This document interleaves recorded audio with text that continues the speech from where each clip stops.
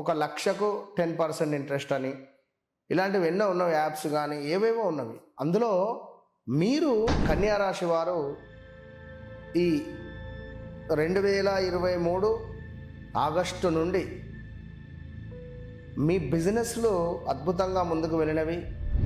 పా పి పు పే అక్షరాలతో ఉండేటువంటి వారు కొత్త కొత్త బిజినెస్లు రావడం, ఆపర్చునిటీస్ రావడం, అద్భుతంగా ముందుకు వెళ్ళడం. ఈ పా అక్షరంతో ఉండేటువంటి వాళ్లకు 2025 సుమారుగా జూన్, జూలై, ఆగస్టు నుండి ఉద్యోగంలో కొంత ఇబ్బంది కలిగించే సందర్భాలు ఉన్నవి. మార్పులు చేర్పులు జరిగిన సందర్భాలు ఉన్నవి.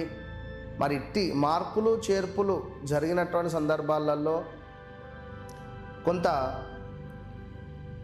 పెనం మీద ఉండేటువంటి రొట్టె కాస్త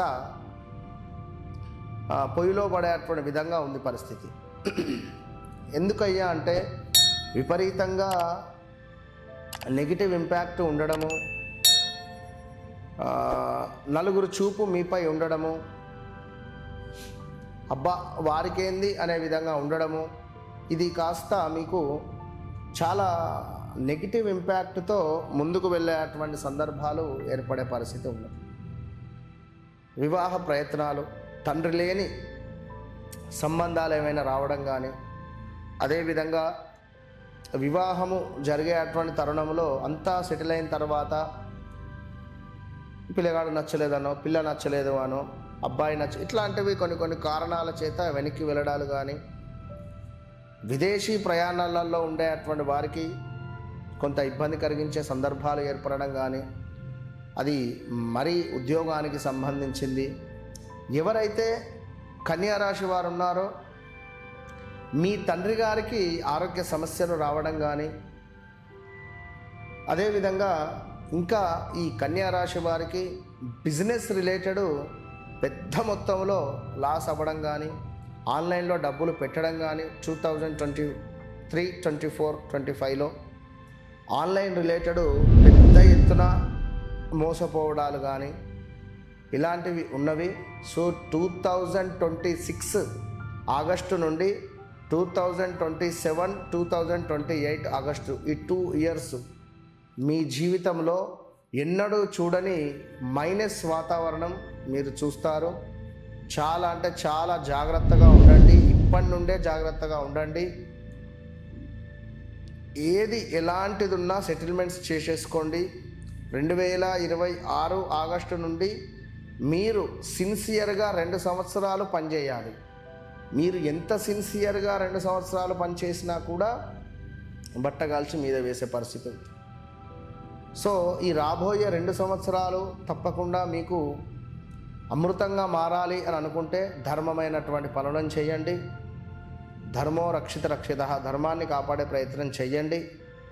అదేవిధంగా ఎవరైతే ఈ కన్యా రాశి వారు కొంత టెంప్ట్ అయ్యి డబ్బులు ఖర్చు పెట్టకండి, ఇది చేస్తే ఇది వస్తుంది, లైక్ ఏదో వస్తుంది అనేటువంటిది మాత్రము చాలా జాగ్రత్తగా ఉండండి.